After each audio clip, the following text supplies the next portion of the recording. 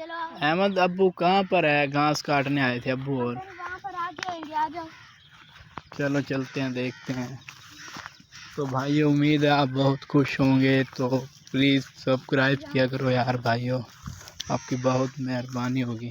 آپ ویڈیو دیکھ بھی رہے پھر بھی سبسکرائب نہیں کرتے، لائک نہیں کرتے، نہیں دوسروں کو شیئر نہیں کیا کریں، سبسکرائب بھی لائک بھی کیا کریں. آپ اگر ہماری مدد کریں گے پھر بھی ہم آگے بڑھیں گے نا. ایسے ہی یہاں گھاس تو کٹا پڑا ہے.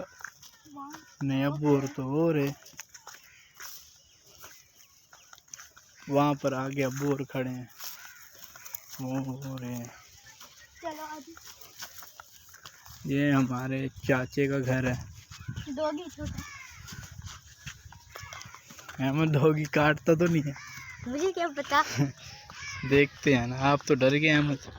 ہاں نہیں کچھ بھی نہیں کہتے.